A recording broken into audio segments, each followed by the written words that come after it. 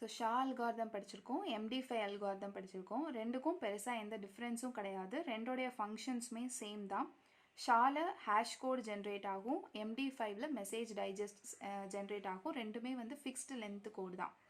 So after generating hash code we are appending it with our message and we are sending that message to the receiver. அதுக்கப்புறம் அது ரெண்டையும் compare பண்ணி பார்க்க போகிறோம்.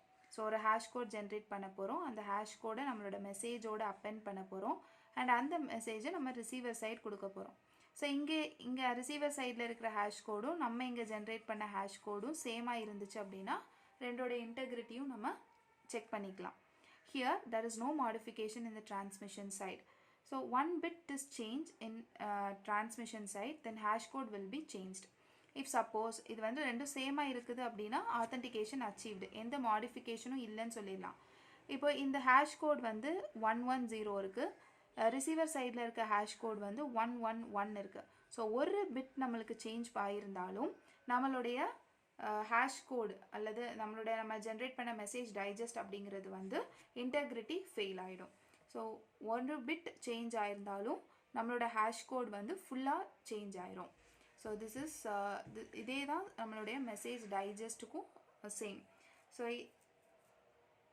இதை வந்து அவலான்ச்சி எஃபெக்ட் அப்படின்னும் சொல்லுவோம். ஸோ ஒரு பிட் சேஞ்ச் ஆயிருந்தாலும் இந்த ஹோல் பிட்ஸ் வந்து சேஞ்ச் ஆகுறது.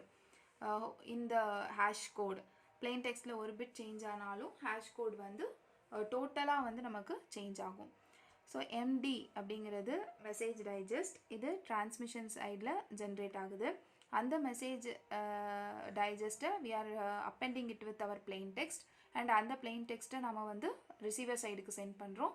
அண்ட் மெசேஜ் டைஜஸ்ட் வந்து ரிசீவர் சைடில் ஜென்ரேட் ஆகுறதையும் ஃபஸ்ட்டு ஸ்டெப்பில் கிடைச்ச மெசேஜ் டைஜஸ்ட்டும் ரிசீவர் சைடில் கிடைச்ச மெசேஜ் டைஜஸ்ட்டையும் நம்ம கம்பேர் பண்ணி பார்க்குறப்போ ரெண்டும் சேமாக இருந்தால் இன்டெகிரிட்டி அச்சீவ் ஆகிடுச்சு, இல்லை அப்படின்னா ஆத்தென்டிகேஷன் ஃபெயில்ஸ் அப்படின்னு நம்ம சொல்லிடலாம். ஸோ ரெண்டு அல்காரிதம் ஷா அண்ட் MD5 ரெண்டுமே பார்த்தோம் அப்படின்னா more or less they are same, but name தான் வந்து டிஃப்ரெண்ட், ஃபங்க்ஷன்ஸ் ஆர் சேம்.